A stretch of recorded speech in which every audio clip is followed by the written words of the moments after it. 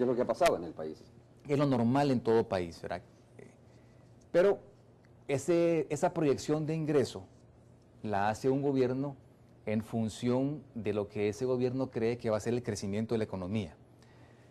Si tú crees que la economía va a crecer un 4%, los ingresos que va a percibir el Estado tienen una relación con ese crecimiento, es decir, la cantidad de IVA que van a percibir va a depender de cuánta actividad tiene la economía, qué tan rentables van a ser las empresas, va a también depender de cuál sea el crecimiento, porque increíblemente mucha empresa que es rentable, por decirte que una empresa que se pueda ganar $50,000 con un crecimiento del 4%, puede que con un crecimiento del 2% tenga pérdida. Y con un crecimiento del 0% la pérdida sea mayor, es decir, que lo que ingresa al Estado como resultado de una reducción en el crecimiento puede tener un gran impacto. Entonces, ¿qué es lo que ha pasado? La proyección de crecimiento se ha ido ajustando hacia abajo cada mes. Juan Héctor bien lo menciona, que a partir de agosto, septiembre ya se vislumbraba esta reducción en la actividad económica, pero a la medida que ha pasado el tiempo, nos hemos ido como que tomando la píldora, y la píldora ha sido cada vez más grande, y nos hemos dado cuenta que el crecimiento de la economía va a ser más lento. Pero el mundo entero le ha sucedido esto, el mundo entero ha ido revisando el crecimiento de la economía. Juan Héctor, creo que el Banco Mundial ha revisado las cifras de crecimiento de la economía, tanto de América Latina, de Japón, de Estados Unidos, varias veces en los últimos 4 meses. Entonces, al revisarse la cifra, se ve que va a haber menos ingreso. Eso te da un déficit. Ahora, solo termino. Sí. El déficit que se va a dar en el país podrán dar entre 600 millones y 1.000 millones. Pero eso en realidad va a depender de cuánto logremos que crezca la economía, y eso va a depender también de cuánta confianza tenga el sector productivo en el nuevo gobierno para poder invertir, porque hoy la inversión está estancada. Bueno, ahí tienes un primer mensaje, el gabinete económico, que genera de alguna manera confianza según los sectores que se han Pero mientras no digan qué van a hacer, no hay confianza. Es decir, primero tiene que ver que el señor Funes, presidente electo, deje de dar mensajes conflictivos. Es decir, si él va a ir a Venezuela a darle un abrazo a Chávez, que no lo alabe como gran líder y que no alabe sus transformaciones, porque en Venezuela no ha habido ninguna transformación digna de ser un halago. Entonces, genera desconfianza. Entonces, va a depender en una gran medida de cómo el nuevo gobierno maneje las expectativas, cómo el nuevo gobierno maneje la gestión. Si ellos deciden enfocar los subsidios, pues va a ser menor el déficit. Es decir, va a depender de ellos en una buena medida qué tan grande es el hoyo fiscal del año 2009. Bueno, no sencillamente pueden tener la culpa al anterior, ¿verdad? Va a depender de qué mensajes den ellos ya de este momento. Hagamos la pausa, pero antes de ir a la pausa, una opinión sencilla, ¿no? Vamos a graficarlo de otra manera para que lo entendamos mejor nuestros amigos televidentes y su servidor. Dice el ministro de Hacienda que dejan la casa limpia, dijo, ¿no? Más o menos, o de alguna manera la situación queda limpia. Yo pregunto, cuando se debe la conexión de la energía eléctrica, cuando se debe la conexión del agua potable, cuando se ven los carros que se usa la familia, bueno, de repente dice, mire, tiene razón este gobierno que viene, hagamos una cuestión, reorientemos los préstamos y pagamos esto. Ya no vamos a deber la conexión del agua potable, ya no vamos a deber las tarjetas de crédito, probablemente la conexión de la energía eléctrica, pero ¿cuánto te dejo de liquidez? O sea, esa es la pregunta. ¿Queda liquidez o simple y sencillamente te estoy pagando los gastos que tuve que haberlos pagado como gobierno? Mira, de los arreglos también que uno era lo menos que esperaba, ¿verdad? Pues, nuevamente la situación es crítica. Sucede que a los bancos se han tenido que colocar de emergencia 300 millones en letes, pues. Y detrás de esos arreglos que han habido con los préstamos, muchos de eso es para financiar gasto corriente que se excedió, según ha trascendido, va en estos primeros 6 meses del año, pues. Y uno no se endeuda para irse de fiesta, como dicen. Es decir, préstamos que estaban dedicados a proyectos de infraestructura, bueno, se han debido de comprometer en gran medida para solucionar esa deuda flotante que existe y otros gastos en que debe haber incurrido el gobierno últimamente, ¿verdad? Ha habido señalamientos, ¿verdad?, que se excedieron en los primeros 3 meses, se gastó una cantidad importante de plata. Juan Héctor, ¿cómo queda la casa? Fíjate que yo creo que queda una cosa más importante, es la fortaleza moral que tenemos como país y la expectativa que vamos a salir adelante. Ayer unas conferencias extraordinarias de unos amigos chilenos, unos senadores y de la oposición. Es increíble el mensaje de esos señores, ¿no? Miren, si aquí no se trata de Bachelet, aquí no se trata de la concertación, en Chile se trata del país. Y sí es una cosa, nosotros, fíjate qué interesante, allá, contrario a lo que está pasando acá, con el alza del precio del cobre, los chilenos tomaron la decisión histórica de crear un fondo para cuando la situación empeorara.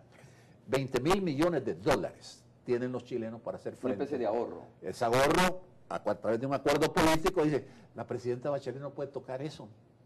Cada cosa que haga tiene que hacer así, pero también nosotros tenemos otra cuestión. Nosotros no andamos regalando en América Latina lo que nos pertenece a nosotros, podemos colaborar con los países. Es bien interesante esos mensajes, porque creo yo que deberíamos estar nosotros estudiando bastante. Miren, en cuestión de déficit, Miguel no me va a dejar mentir, que aquí ha habido también falta de transparencia en el manejo del déficit. Yo recuerdo, y eran mis discusiones con un buen amigo, Juan José Dabú, mira, Juan, una cuestión que parece sencilla, es que hay que poner las pensiones abajo de la línea, como que lo voy a financiar, y ahí tenés tú un gran problema que tuvo que enfrentar el presidente Saca, porque una forma, yo le decía, es una teneduría de libros barata, ¿verdad? Poner ese compromiso corriente del gobierno como que se iba a financiar con préstamos, con endeudamiento, no. Eso debería haber aparecido en el gasto corriente del gobierno, debería haber estado financiado con los ingresos de corriente, y ahí es donde sucede la primera figura que ha sido cuestionada, el fideicomiso para pensiones. Correcto. Y esa es otra cosa, ¿verdad? Porque no tenemos claridad a cuánto asciende la deuda pública, no importa que haya sido contratada aquí o allá.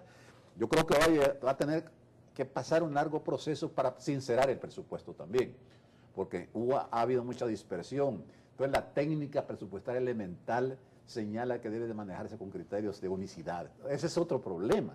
Nosotros estamos hablando nada más de un desequilibrio, pero ver dónde están las cosas, las deficiencias en todo el aparato estatal va a ser bien complicado, va a llevar tiempo. Miguel, antes de ir a la pausa. Mira, la verdad que te doy una respuesta así de político, cuando dicen tal vez sí, tal vez no, pero lo más probable es que sea probable. La verdad que Hacienda y el gobierno han hecho cosas buenas, han incrementado la recaudación fiscal, en relación al Producto Interno Bruto, han cerrado ciertos huecos fiscales, han hecho cosas malas, han gastado más de la cuenta, han mal utilizado los subsidios, han dirigido fondos a donde no deberían de dirigirlos, sencillamente porque no estaban presupuestados. Y hay cosas que no tienen que ver ni con uno ni con otro, ni con la mano izquierda ni con la mano derecha, sino que sencillamente no está en el control de ellos. Es decir, el que el mundo entero se contraiga, el que haya una recesión en el mundo, en el que las remesas se reduzcan en 300 millones como proyección en el año, o en 400 millones en relación al año pasado, en el año, eso tiene un impacto enorme en la economía. Entonces, hay ciertas cosas que no son culpa del gobierno, sino que son una realidad. Pero a veces con la austeridad se hace mucho, ¿no? Por ejemplo. Sí, pero mira, perdóname, pero si de repente nosotros veníamos confiados, yo particularmente creía que la economía este año iba a crecer un 4%. Eso lo creía yo en agosto. Agosto del año pasado. Agosto del año pasado. Pero digamos que no tomemos tan mira, pero digamos que venía de un año antes, digamos julio, pues, ¿verdad? Pero yo todavía pensaba que podíamos crecer en la economía, ¿verdad? No pensaba yo que íbamos a tener una reducción de la economía este año. Eso yo no lo pensaba en septiembre del año pasado, honestamente, no lo hacía. Entonces, sí, pedirle al gobierno que en ese momento en que el mundo entero todavía no quería tragarse la píldora, se la hayan tragado ellos antes que el resto del mundo, y decir, no, es que a la hora de ir a negociar mi presupuesto a la Asamblea, yo voy a asumir de entrada que la economía va a decrecer. Se lo comen en la Asamblea. Es decir, tú tenías que llegar a la Asamblea con una proyección de crecimiento que fuera relativamente creíble, 3-4%. No, Miguel, pero lo que pasa es que también el mismo desarrollo político, y claro, uno puede entender, ¿verdad?, que no iba a mandar un mensaje aquí caótico el presidente Saca. Claro, así pero mira, pasar de déficit de 200 a 1.200 hay una gran diferencia. Que el Producto Interno Bruto vaya a caer de 3.5. No, pero la diferencia del déficit que se proyecta es como de 400 a 500 millones. Es decir, no estamos hablando de 200 a 1.200, estamos hablando de un incremento de unos 400 a 500 millones. Pero a mayo. No, en el año. En el año. En el año. Bueno, hacemos una pausa, regresamos en breve. Bueno, pasamos, así es, directamente con Santiago Ruiz, economista, desde el Colegio de Profesionales en Ciencias Económicas. Ahí se encuentra nuestra microonda para escuchar también su opinión respecto a este debate que se ha abierto sobre el déficit fiscal de nuestro país, pero también para preguntarte, Santiago, ¿qué piensas del equipo económico nombrado por el presidente electo, Mauricio Funes? Buenos días. Muy buenos días.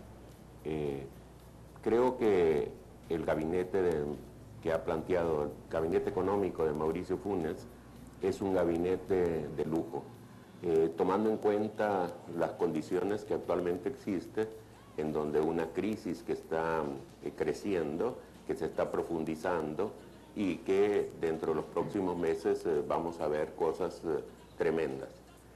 Ahora, con respecto al déficit fiscal, es una situación que es consecuencia de todo un proceso poco transparente, de todo un proceso deficitario de varios años, de un proceso de encubrimiento de ese déficit.